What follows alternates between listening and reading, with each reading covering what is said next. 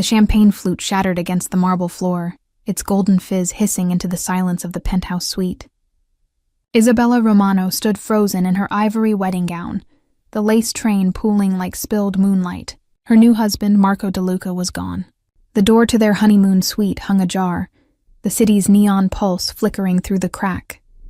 Her veil, still pinned to her auburn curls, trembled as she sucked in a breath, the air sharp with betrayal. "Isa," her sister's voice, soft but urgent, cut through the haze.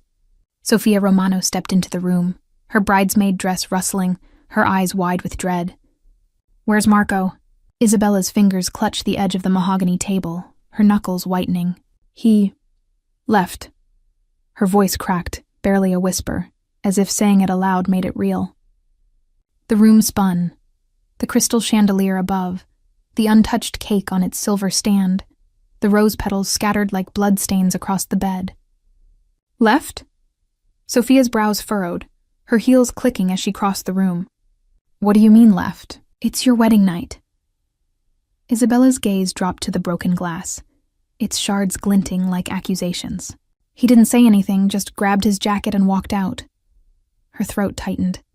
She pressed a hand to her chest, the weight of her diamond ring like a stone sinking into her heart. Sophia knelt beside her, gathering the hem of Isabella's gown to keep it from the mess. "This doesn't make sense. You two were dancing an hour ago." He was smiling, whispering in your ear, "I saw it." Isabella's laugh was brittle. Smiling. "Yeah, he's good at that." She turned to the floor-to-ceiling window, Manhattan's skyline sprawling below like a glittering lie. Her reflection stared back, pale, eyes smudged with mascara. A bride abandoned before the ink on the marriage certificate dried. Memory replayed in jagged flashes. Marco's hand warm on her waist during their first dance, his low chuckle as he spun her under the chandeliers, the kiss on her forehead, promising forever. Then, after the last guest left, he took a call. She'd waited, sipping champagne, adjusting her earrings, expecting him to return with that boyish grin. Minutes stretched into an hour. The sweet silence grew louder than the wedding band's music. Sophia stood, voice sharpening. "Isa, call him, now." Isabella fumbled for her phone, hands shaking as she dialed. It rang once, twice, then went to voicemail. His voice, smooth, practiced, filled the air. "This is Marco De Luca.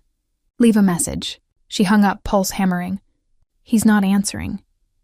"Then we go find him." Sophia grabbed her purse, but Isabella shook her head, sinking onto the velvet chaise. Her gown rustled, too loud in the quiet. "No, he doesn't want to be found." Sophia's eyes narrowed. "What aren't you telling me?" Isabella traced the edge of her ring, the metal cold against her skin. Something was off all day. He kept checking his phone during the ceremony. And when we were alone, She stopped, breath hitching. "He looked at me like I was a stranger." Sophia's face softened, but a knock rattled the door. Both women froze. Isabella's heart lurched, foolish hope cutting sharp that it was Marco. Sophia yanked the door open. It wasn't Marco. Bianca Russo, one of Marco's colleagues from the firm, stood there, her sequined dress catching the hallway light. Her lips were tight. Her eyes darted between the sisters. "Isabella, I need to talk to you."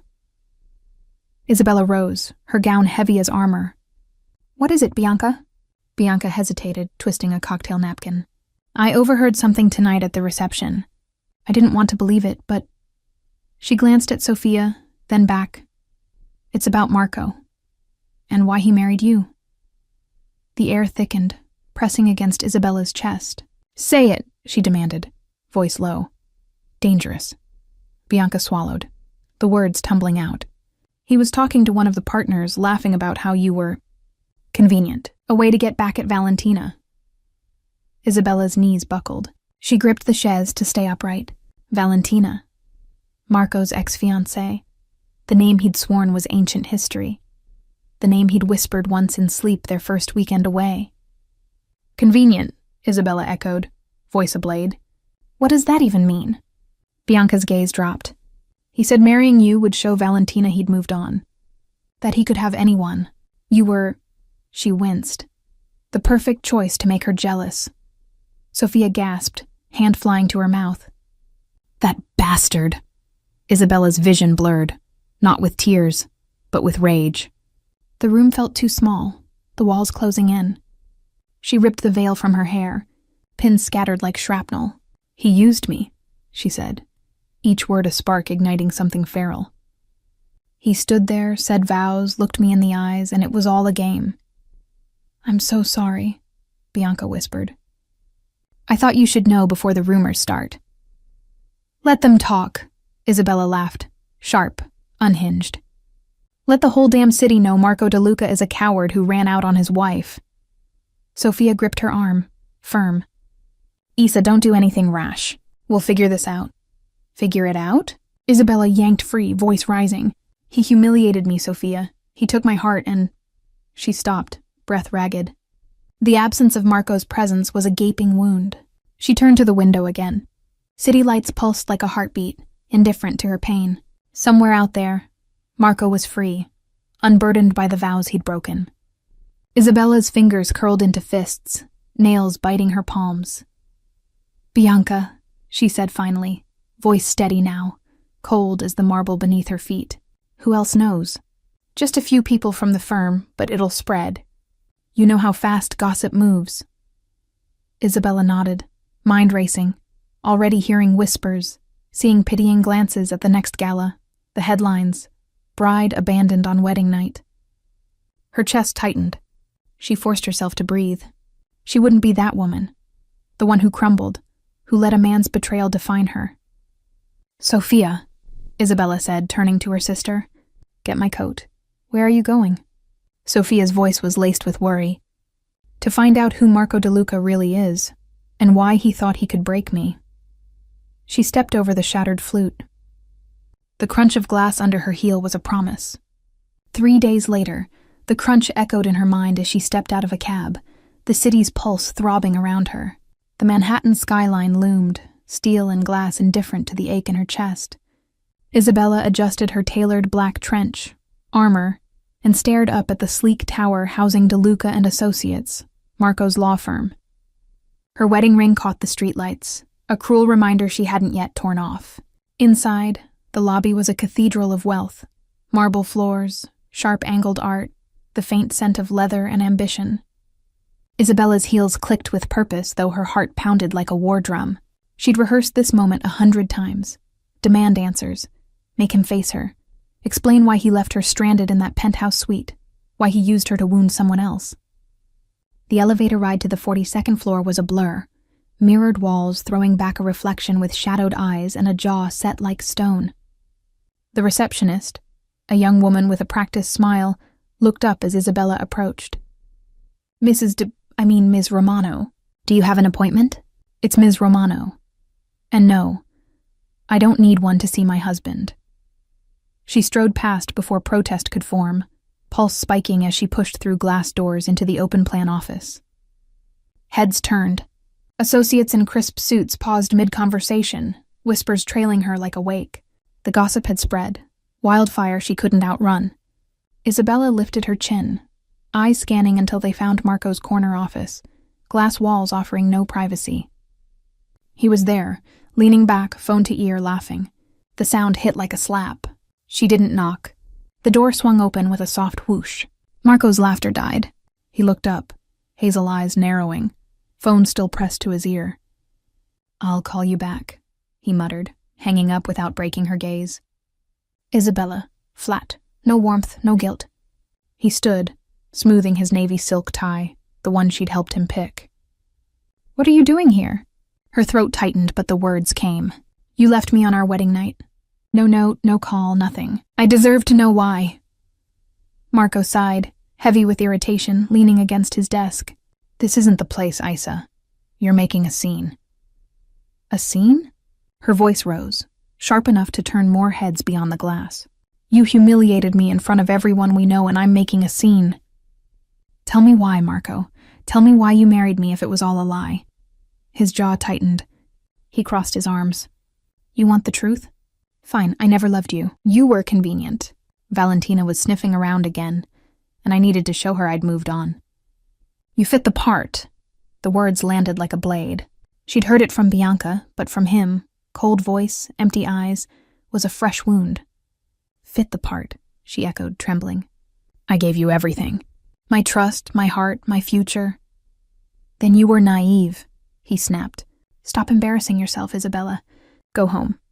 The office hum faded to a dull roar in her ears. She felt their eyes, colleagues, interns, partners, witnessing her unravel. Her chest heaved, but she refused to cry. Not here, not for him. Embarrassing myself? She stepped closer, voice low, dangerous. You're the coward who ran. You lied at the altar, vowed to love me, and now you can't even look me in the eye. Marco's gaze flickered. Not to her, but past her, to the glass wall.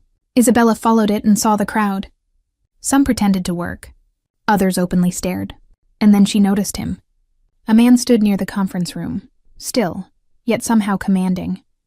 Tall, broad-shouldered, in a charcoal suit that seemed to swallow light. He watched with an intensity that prickled Isabella's skin. Marco shifted, fingers twitching against the desk, a bead of sweat glinting at his temple. Who's that?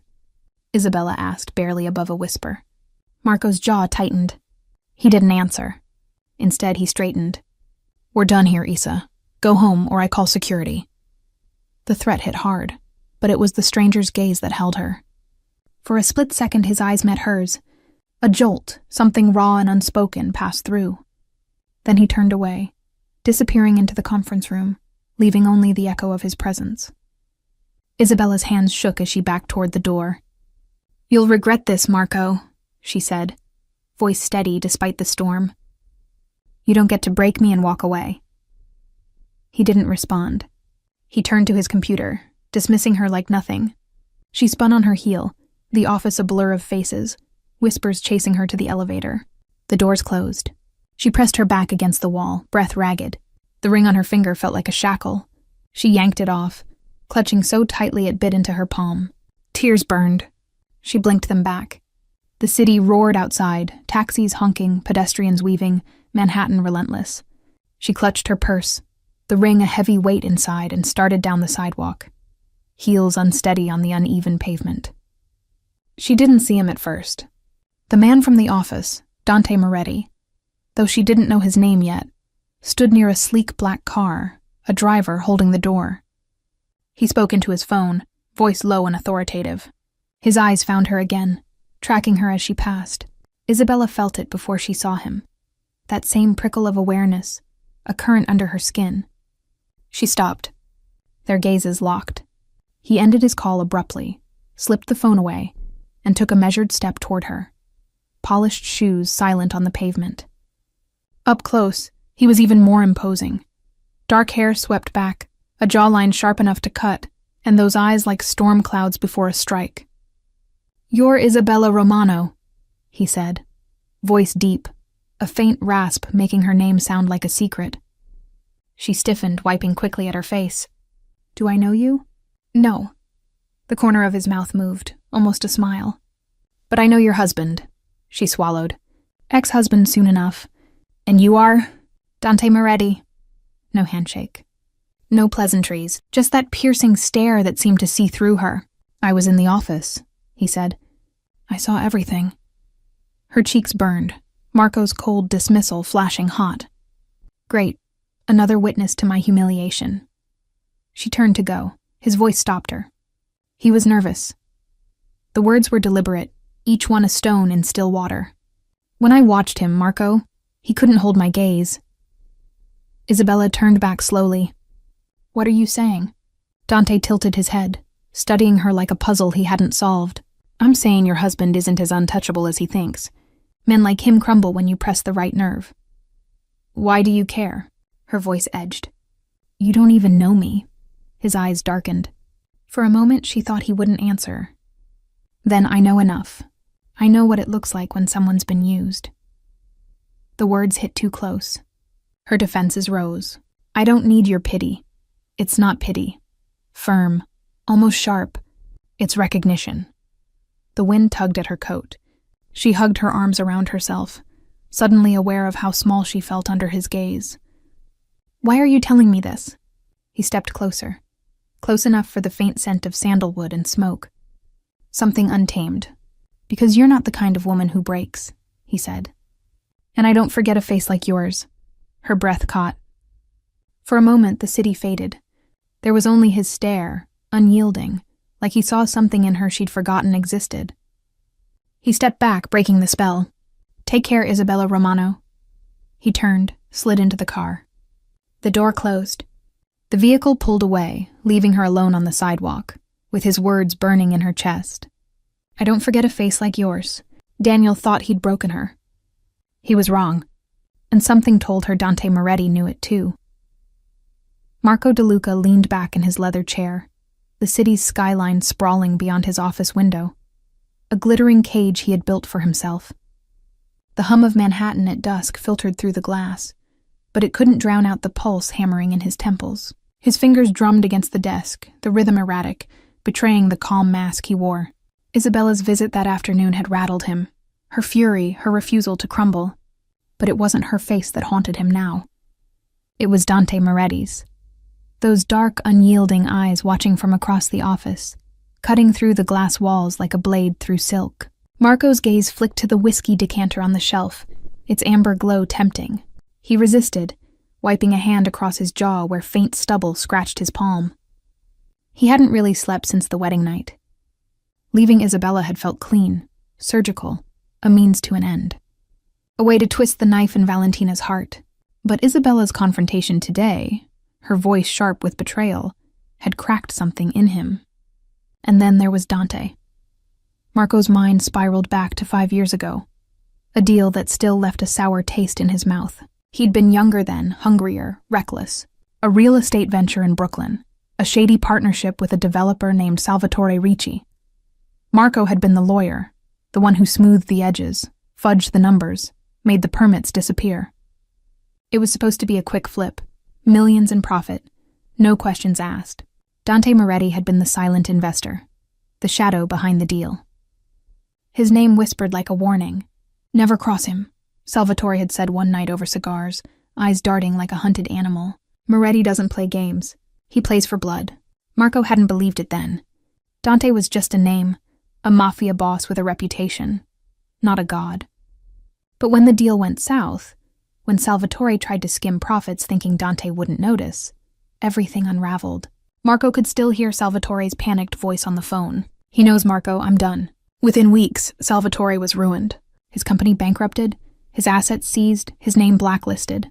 Rumors swirled, lawsuits, audits, a late-night accident that left Salvatore limping and scarred. He refused to speak of what really happened. Marco had watched from the sidelines, his hands technically clean, but his conscience stained. He'd been smart enough to step back when the deal collapsed, to nod and smile and never cross Dante directly. But he had seen enough to know Salvatore hadn't lied. Dante Moretti didn't just win. He destroyed. Now Marco's fingers twitched, reaching for his phone. He scrolled through his contacts, hesitating over Valentina's name. He'd married Isabella to hurt her, to prove he didn't need her. But the plan felt hollow now, tasteless. And Dante's presence today, that silent, predatory stare, was a warning. Marco knew it in his bones. He set the phone down, eyes darting to the office door, half expecting Dante to walk through it. The memory of their last encounter years ago was sharp enough to cut. A charity gala, champagne and small talk, until Dante had cornered him by the bar. You're smart, DeLuca, he'd said, voice low, almost amused. Stay that way. No threat, no raised voice, just eyes that seemed to see every lie Marco had ever told. Since then, Marco had avoided Dante like plague. He pulled out of projects when Dante's name surfaced. He skipped events, citing scheduling conflicts or strategic pivots. He told himself it was caution, not cowardice. But deep down he knew the truth. Dante Moretti scared him. Not the fear of a fistfight or a lawsuit, something colder. The kind of fear that came from knowing one man could unravel your life with a single command.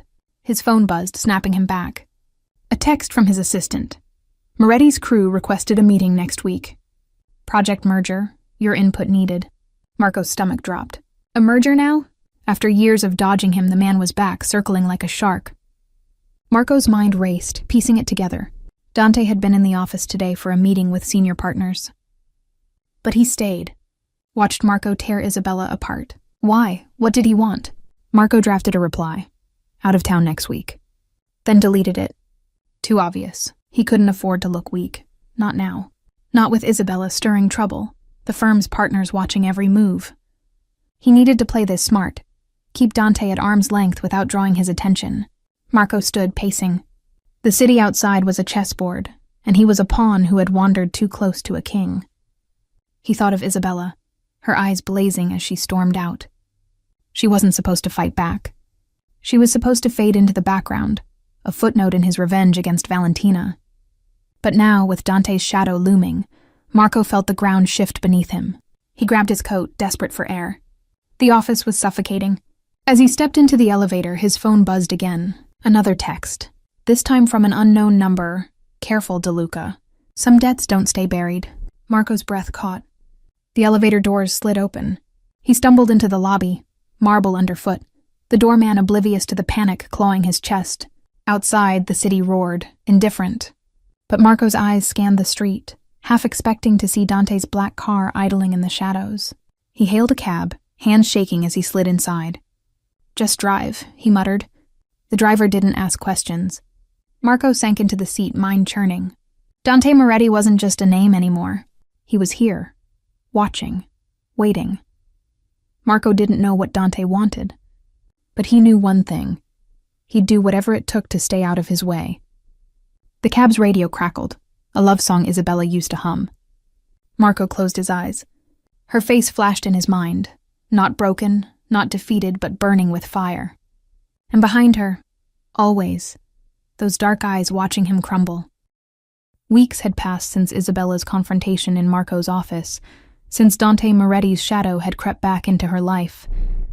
Marco buried himself in work, dodging merger meetings, charity invites, anything with Moretti's name attached. But tonight there was no escape. The annual Sterling Foundation Gala was non-negotiable.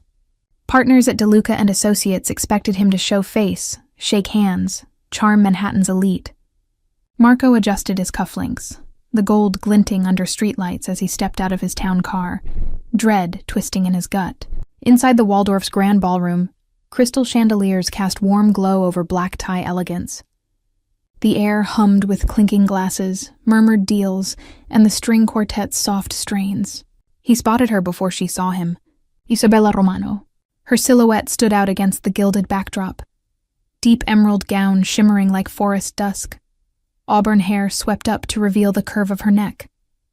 She stood near a marble column, a champagne flute in hand, eyes sharp, distant, like she was waiting for someone. Marco's chest tightened. He hadn't seen her since the office. The gossip of their wedding night had spread like wildfire, yet she carried herself with defiance that made whispers feel small. He turned, ready to disappear into the crowd. But then he saw him. Dante Moretti. In a tailored black tuxedo, his presence cut through the gala like a quiet storm. His gaze found Isabella instantly. Deliberate steps carried him toward her. Isabella sensed him before he spoke, the air shifting with the same electric prickle she'd felt outside his office. She turned, fingers tightening on her glass as Dante stopped before her, his dark eyes locking onto hers. "Signorina Romano," he said, voice low, weighted. "You look like you belong here." Her lips twitched. Not quite a smile. "Do I, or am I just playing the part?" The words were sharp, nodding to Marco's betrayal, but her tone carried strength that made Dante linger. "You're not playing anything. That's what makes you interesting." Her brow arched. "Interesting? That's bold, for a stranger." "Not a stranger anymore." His voice was smooth, not flirtatious but deliberate, testing her resolve. "I don't forget faces, especially not yours." Her pulse quickened. Memory flashed of his stare outside Marco's office.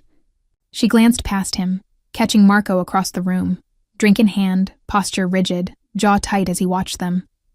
Dante followed her glance, lips curving faintly. "He's watching," he murmured, amused. "And he doesn't like it." "Why do you care what he thinks?" Isabella asked, voice low. "I don't."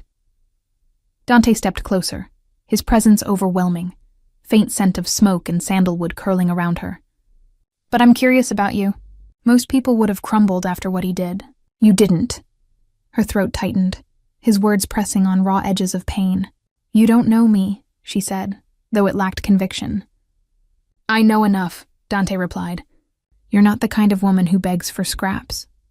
Her fingers trembled, champagne threatening to spill. "What do you want, Moretti? I'm not here for games." "No games." His eyes never left hers. "Just a conversation. For now." Across the room, Marco's grip on his glass tightened, whiskey sloshing. He couldn't hear their words, but he saw Dante leaning in, Isabella holding her ground. Jealousy and fear churned in him. Dante's presence was a blade at his throat, a reminder of Salvatore Ricci's ruin, of debts unpaid. One of the partners clapped Marco's shoulder. "You all right?" Marco forced a nod, lips stiff. "Fine." But his eyes never left Isabella and Dante. He downed his drink, the burn useless against panic. He needed to move, get her away, before... Before what? He didn't know. But the thought of them together set his nerves aflame. Isabella felt Marco's stare like a weight, but refused to acknowledge him. Dante's presence was a shield, strange and steady. "Why are you talking to me?" she asked, softer now. "There's a room full of people here. Bigger names, bigger wallets. Why me?" Dante's gaze flickered, something unreadable beneath. "Because you're not chasing anything.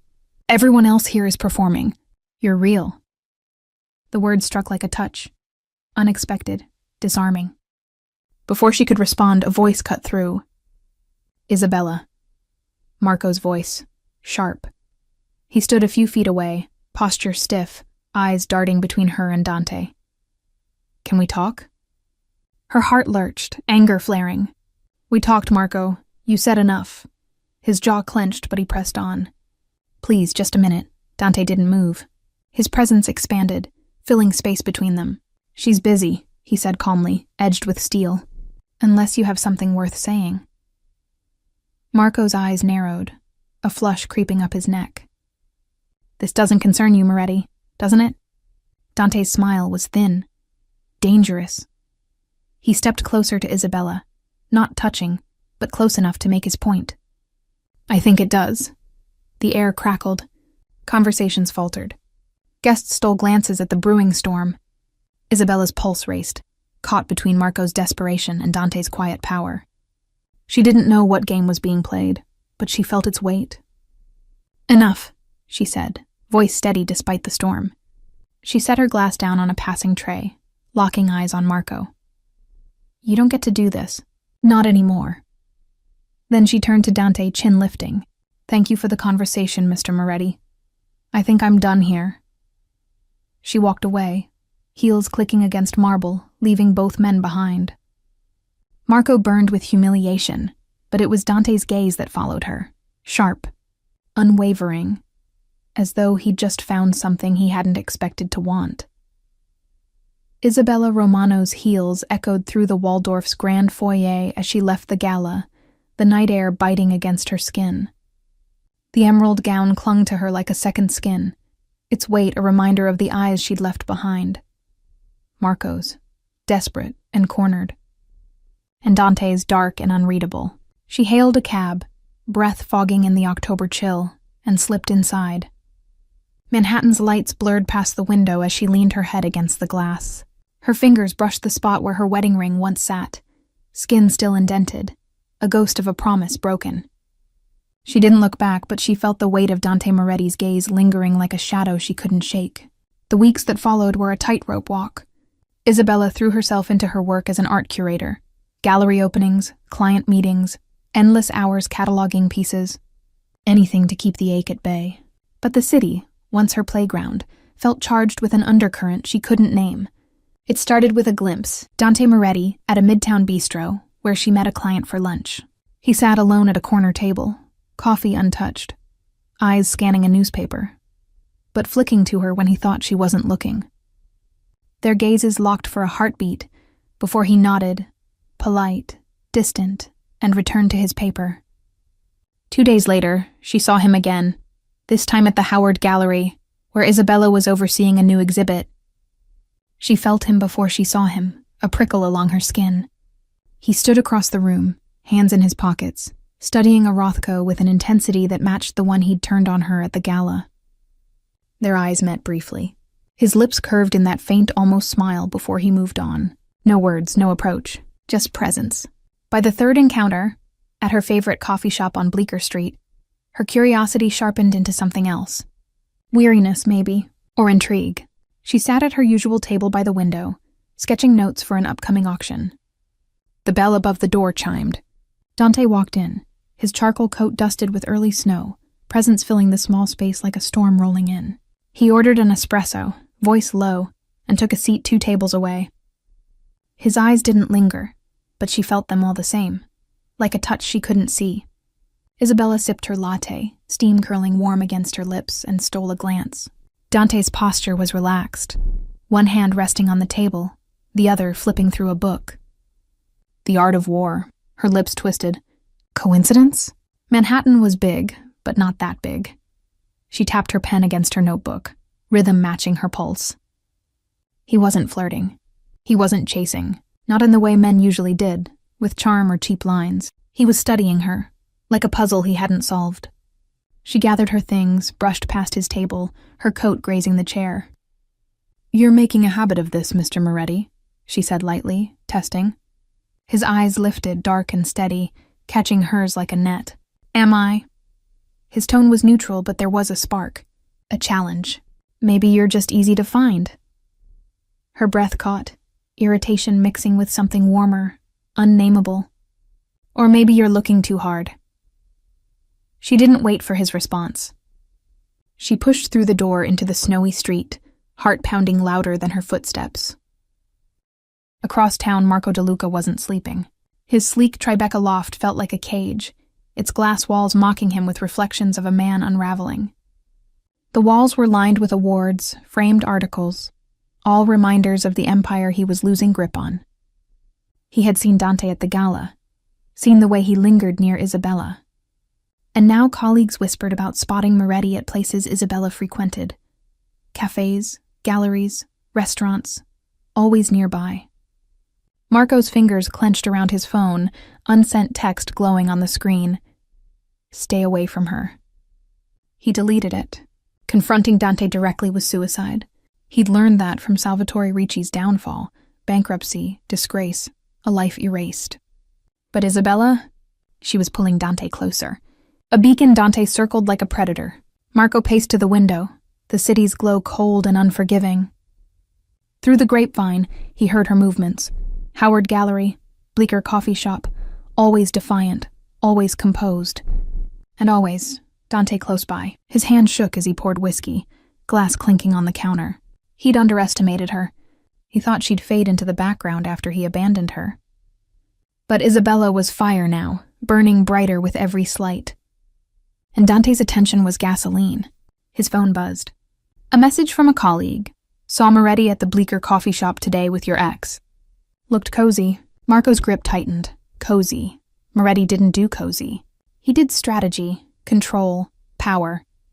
Marco's mind raced. Dante's stare at the gala, his constant presence in Isabella's orbit. Was it about her or about him? A way to twist the knife deeper? A vendetta? He sank onto the couch, whiskey untouched.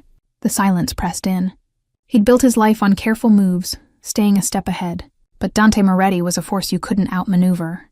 And Isabella, she was no longer a pawn in Marco's games with Valentina. She was a player now.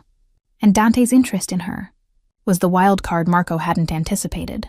Outside, snow fell harder, blanketing the city in deceptive calm. Isabella pulled her scarf tight, Dante's words from the coffee shop echoing in her mind. "Maybe you're just easy to find." She didn't know what he wanted. Didn't know if she wanted to find out. But as she passed a gallery window, her reflection caught her eye. Eyes brighter, chin higher. A woman who refused to break. And somewhere out there, she knew Dante Moretti was watching. And Marco DeLuca was crumbling. Snow curtained the village streets outside Isabella Romano's apartment window, dusting the cobblestones in deceptive calm. Inside, her loft glowed warm. Bookshelves stacked with art catalogs, a half-finished sketch on the coffee table, tea steaming beside it. Isabella stood at the window, auburn hair loose, her reflection faint against the glass. Dante Moretti's words lingered like a hum in her mind. "Maybe you're just easy to find." She didn't know what game he played, but his steady, unyielding attention stirred something dangerous, equal parts defiance and curiosity. Across town, Marco DeLuca's world was unraveling. His Tribeca loft, once a symbol of his rise, now felt like a trap. Whiskey bottles littered his counters, his phone buzzing with bad news. A major client had pulled out that morning, citing concerns about reliability. A merger he'd spearheaded stalled. Partners whispered. Associates looked at his corner office like vultures eyeing carrion. He didn't need the name to know whose shadow was behind it. Dante Moretti's influence spread quiet but suffocating. Marco paced, sleeves rolled up, hair disheveled, city glow mocking him from the window. He thought back to the gala, Dante with Isabella, the challenge in his stare. Since then, whispers had sharpened into knives. Another message from his assistant flashed. Sterling deal reassigned to Carter. Partners want a meeting tomorrow. Reassigned. Another crack in the foundation. Marco poured another drink, the burn useless against memories of Salvatore Ricci's collapse. He knows, Marco, I'm done. Salvatore had been destroyed without Dante lifting a finger. And now Marco felt that noose tightening. He needed to act, stop the bleeding. And that meant Isabella. She was the link. The spark drawing Dante closer. If he could pull her away, convince her to stay clear, maybe Dante would lose focus. It was a long shot, but desperation left him no choice. Isabella was leaving her favorite bookstore on Hudson Street, a paper bag of art journals under her arm, when she saw him. Marco. He stood under a street lamp, breath visible in the cold, his tie loose, eyes bloodshot. He looked nothing like the polished lawyer she had married, more like a man circling the drain. Her stomach twisted, anger flaring. Isabella, he rasped, stepping forward. We need to talk. She stopped, boots crunching in the snow, grip tightening on the bag. You don't get to do this, Marco, not again.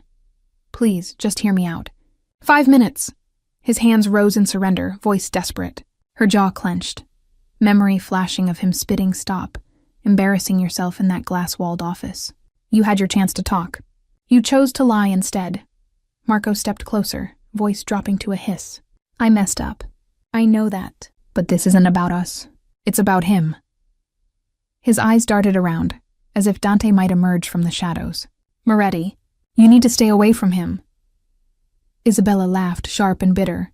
You humiliate me, use me, leave me, and now you tell me who I can talk to? You don't get a say. You don't understand. His face flushed. He's dangerous. You think he's just some man at a gala, but he's not. He destroys people, lives, careers, gone. His voice cracked, fear raw in his eyes. Her breath caught. She had never seen Marco afraid, not like this. What did you do, Marco? Why is he after you? He shook his head, raking hands through his hair. It's not about what I did. It's about what he can do. I saw it with Salvatore. One wrong move and everything was gone. I'm trying to protect you. Protect me. Her voice rose, drawing stares from a passing couple. You used me to hurt Valentina. You left me in that hotel room.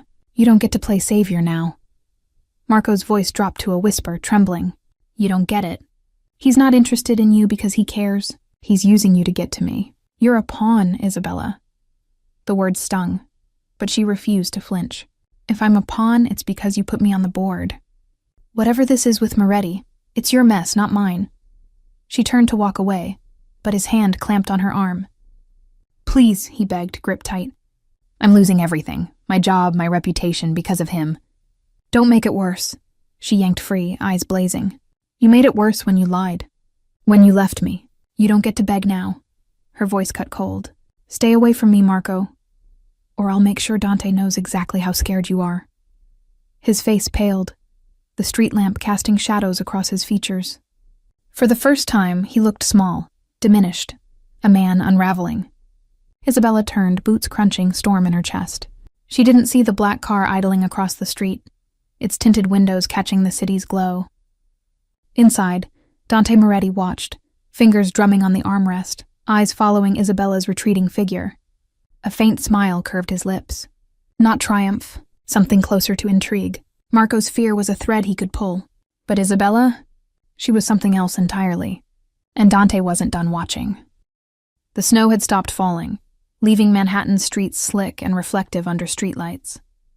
Isabella Romano's breath clouded the air as she walked away from Marco. boots crunching against icy pavement, her heart a storm of anger and defiance.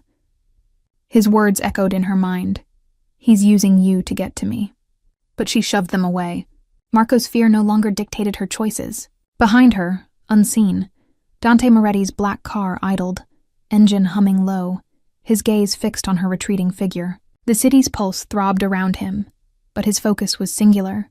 Across town, Marco stumbled into a bar, the kind where lawyers and brokers drowned failures in overpriced scotch.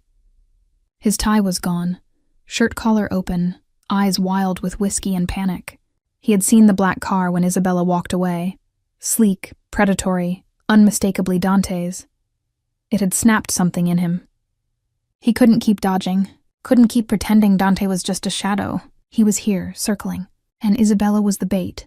Marco ordered another drink, glass shaking in his hand when the door swung open. The air shifted. Dante Moretti stepped inside.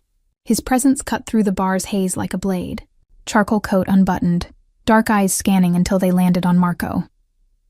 Other patrons laughed, glasses clinked, oblivious. But Marco felt it, weight heavy as chains. Dante didn't approach right away. He ordered a bourbon, movements calm, deliberate, before crossing the room. "DeLuca," he said, voice low, rasp carrying like smoke. He didn't sit, just stood there, one hand in his pocket, the other holding the glass. Marco's jaw tightened. Fingers gripped his drink like a lifeline. "What do you want, Moretti?" Dante's lips curved, not a smile, more predator than man. "I was about to ask you the same. You seem unsettled." Marco shot to his feet, chair scraping hard against the floor. Heads turned. "Stay away from her," he snapped, voice loud enough to draw stares. "Isabella's not your pawn. Whatever you're planning, leave her out of it." The bar went quiet, but Dante didn't flinch. His gaze locked onto Marco's, unyielding. That faint curve of his lips sharpened. "Careful, DeLuca," he said, tone almost amused. "You're starting to sound desperate." Marco stepped closer, voice dropping to a hiss. "I know what you do. I saw what happened to Salvatore. You think you can ruin me? Use her to do it?" Dante tilted his head, studying him like a specimen under glass. "You give yourself too much credit," he said, voice soft but steel-edged. "This isn't about you." He set his glass on the bar, untouched, and turned to leave. His coat brushed the stool. "But since you're so concerned about Isabella, I'll keep that in mind." Marco's heart pounded, fists clenched, but he didn't move. The bar's noise resumed, yet the air stayed thin, charged with Dante's words. He watched as Dante walked out, the door swinging shut behind him. Then Marco collapsed back into his seat, fight draining out of him. He was losing his career, his control, his grip on everything he'd built. And Dante's smile had been a promise. It wasn't over. Outside, Isabella stood under the awning of a nearby gallery, steadying her breath as she checked her phone. She had felt Marco's desperation earlier, his fear, but it hadn't softened her. She was done being his collateral. The gallery's light spilled onto the sidewalk. She turned to leave and froze. Dante was approaching, his silhouette sharp against the city's glow. Her pulse quickened, that prickle on her skin unmistakable. "Signorina Romano," he said, stopping a few feet away. His voice carried warmth she hadn't heard before. "You're hard to miss, even in a snowstorm." She crossed her arms, scarf loose around her neck. "And you're hard to avoid, Mr. Moretti. What is this about?" He stepped closer, closing the space between them, his eyes searching hers. "I saw you with DeLuca. He's scared, more than he should be." Isabella's lips parted, but she held her ground. "That's his problem, not mine." Dante's gaze softened, just enough to catch her off guard. "Maybe, but I don't like seeing you caught in his mess." She gave a sharp, skeptical laugh. "You're not my protector, Dante. I don't need one." "No," he agreed, voice low, almost tender. "You don't, but I'm here anyway." The words hung heavy, threaded with meaning she didn't fully understand. Her breath caught, anger at Marco fading under the weight of Dante's presence. He didn't touch her, didn't push, but his closeness pulled at her, undeniable. "Come with me," he said, offering his arm. His tone left no room for doubt. She hesitated, then took it. Her fingers brushed wool of his coat, and they walked in silence. The city noise faded to a hum until they reached his car. The driver opened the door. Isabella slid inside. Dante followed. His penthouse rose over the city, floor-to-ceiling windows spilling constellations of light. Isabella stood by the glass, her coat draped over a chair, emerald dress glowing in the soft lamplight. Dante poured 2 glasses of wine, handing her one. His fingers brushed hers, deliberate, electric.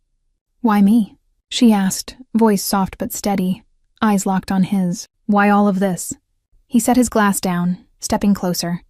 His gaze was intense, but not predatory, raw, unguarded. "Because you're not afraid," he said. "Not of him, not of me. I've watched you, Isabella. You burn brighter than anyone in this city." Her heart raced, his words unraveling defenses she thought unbreakable. His hand grazed her cheek, thumb tracing her jaw. She didn't pull away. The kiss came slow, deliberate, tender and needful all at once. His hand slid to her waist, drawing her closer. She responded, fingers tangling in his hair, world narrowing to heat and touch. They moved to the bedroom, city lights fading behind. Every touch, every breath was revelation. His hands mapped her skin, sure, careful, hungry. Her pulse thrummed. For the first time, she saw the depth of his obsession. Not curiosity, something deeper. A hunger mirroring her own. As they lay together, the city silent below, Isabella felt her pain lift. Replaced by something dangerous, but hers to claim. The city's pulse thrummed faintly beyond Dante Moretti's penthouse windows, a constellation of lights flickering like distant fire. Isabella Romano lay in the expanse of his bed, silk sheets cool against her skin, auburn hair spilling across the pillow like embers. Dante's arm rested lightly over her waist, his breath steady in sleep, but Isabella's eyes stayed open, tracing the ceiling's shadows. The night had been a revelation. His touch tender yet fierce, a slow unraveling of walls she had built since Marco's betrayal. And yet, in the stillness, questions crept in. Who was Dante Moretti really? And what did it mean to be seen by him? She slipped carefully from the bed, padding to the window in her silk slip. Manhattan sprawled below, glittering and indifferent. Her reflection stared back, eyes bright, lips flushed, but a flicker of unease in her expression.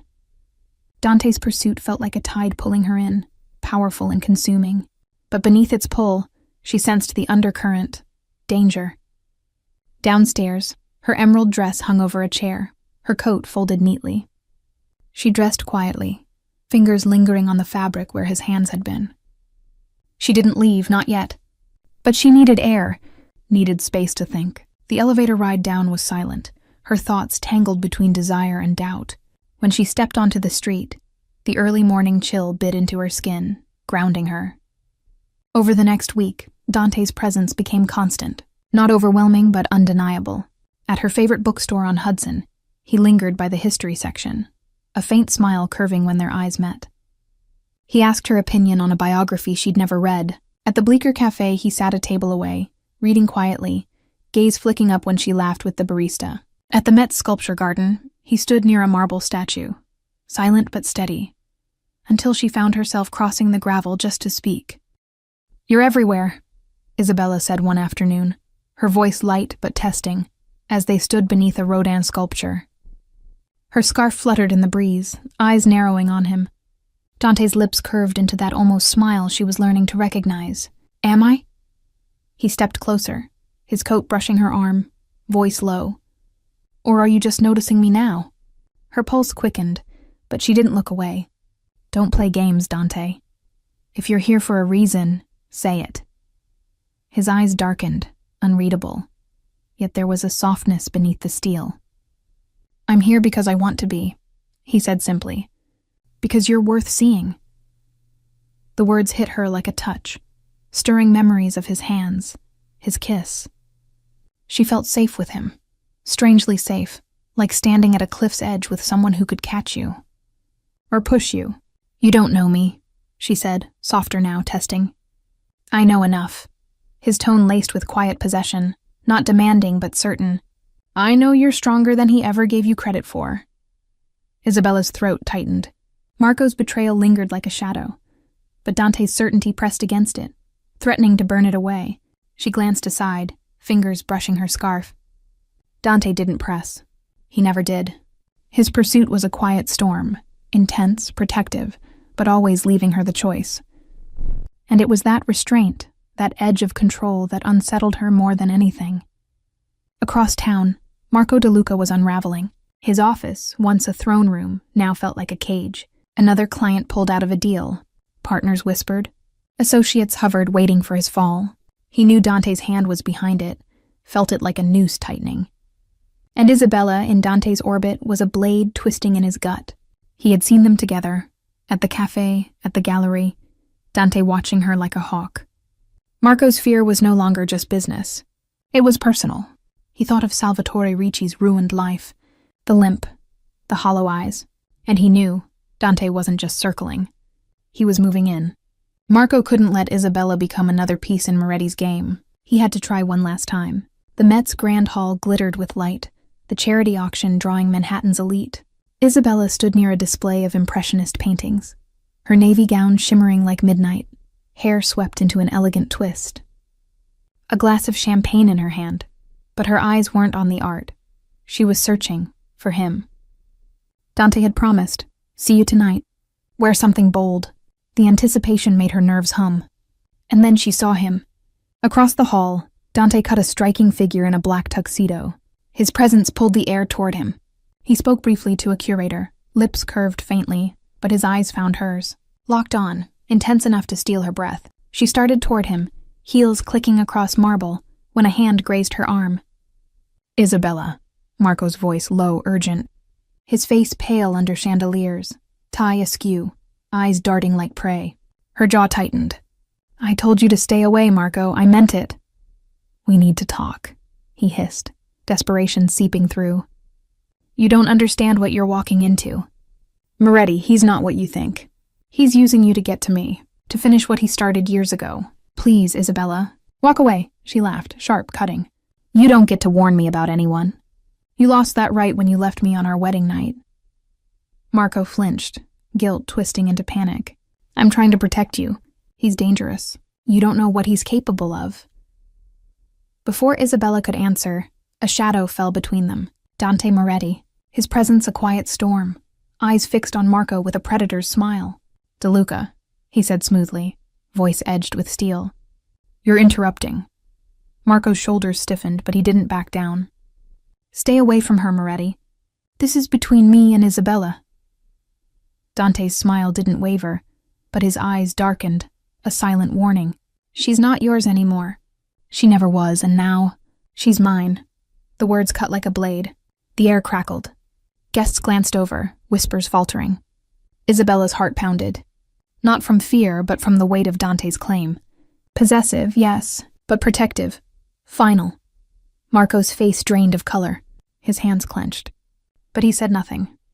Dante turned to Isabella, offering his arm, gaze softening as it met hers. "Shall we?" he asked, voice low, intimate, as if Marco no longer existed. She placed her hand on his arm. Fingers steady, though her chest thundered. Together, they walked away, leaving Marco frozen amid the murmurs of the crowd. The auction glittered around her, but Isabella felt only Dante. His warmth, his certainty, the dangerous edge she was beginning to crave. Later, in his penthouse, they stood by the windows, the city sprawling below. His hands framed her face, his kiss slow, deep, more than possession. A promise. And Isabella realized, as his lips moved against hers, that she had gone from the ashes of her wedding night to standing beside the man Marco feared most. And for the first time, she wasn't afraid. "You said..." The city stretched endlessly beneath the penthouse windows, its glow flickering like embers against the glass. Isabella Romano leaned into Dante Moretti's chest, his arm heavy around her shoulders, the steady rhythm of his heartbeat grounding her in a way nothing else had. But when sleep finally claimed her, it was restless. She slipped from his embrace in the early dawn, padding barefoot across marble floors. Her reflection stared back from the window, eyes bright but shadowed, lips still swollen from his kiss. She pressed a hand against the glass. The skyline was beautiful, but it was also a maze of ambition, secrets, and danger, and she was standing at its center now, beside a man who inspired as much fear as he did desire. Who was Dante Moretti, really? And what did it mean to belong to him? Over the next days, his presence became inescapable, not suffocating, but deliberate, calculated. At her bookstore, he appeared in the history aisle, pretending to browse while watching her. At the cafe, he sat close enough to feel present, distant enough to give her room. At the Met Garden, his gaze tracked her every move, his silence louder than words. "You're everywhere," Isabella told him one afternoon, standing beneath a Rodin sculpture, scarf fluttering in the breeze. "Am I?" His lips curved faintly, that dangerous almost smile. "Or are you just noticing me now?" She narrowed her eyes. "Don't play games. If you're here for a reason, say it." Dante's eyes softened briefly, an intensity that disarmed her. "I'm here because I choose to be. Because you're worth seeing." Her pulse stuttered. She wanted to believe it. But part of her still heard Marco's desperate voice warning, "He's using you to get to me." And yet every time Dante stepped closer, every time his eyes locked onto hers, she felt something undeniable, something she hadn't felt in years: power. Meanwhile, Marco De Luca was unraveling. His office no longer commanded respect. It smelled of fear. Another client gone, another partner questioning his judgment. His empire, once untouchable, was collapsing under Dante's shadow. He had built his career on careful manipulation, always one step ahead. But Dante was a force you couldn't outmaneuver, and Isabella, no longer his pawn, was now the wild card in Dante's hand. Marco drowned in whiskey and panic, staring at his phone, half-drafted threats and pleas unsent. He remembered Salvatore Ricci's ruin, the limp, the hollow eyes. And he knew the same fate was closing in. But worse than losing his career was losing her. The night of the charity auction burned into Isabella's memory. The moment Dante stepped between her and Marco, declaring, "She's mine now," that line was etched into her bones. And she hadn't run. She hadn't flinched. She had taken Dante's arm and walked away. Now, standing once again in his penthouse, she faced him by the window, city lights framing his profile. His hands framed her face, eyes burning into hers, not just with possession, but with something deeper. "You don't scare me," she whispered, though her pulse raced. Dante's mouth curved, dark and certain. "Good, fear is for enemies. And you, Isabella," his thumb brushed her cheek. "You're not my enemy, you're mine." His kiss sealed the words, slow, deep, final. Isabella felt the last remnants of her doubt melt away, replaced with dangerous clarity. She had gone from the ashes of a wedding night betrayal to standing beside the man Marco De Luca feared most, the Mafia boss who claimed her. And for the first time, she wasn't afraid. She was alive.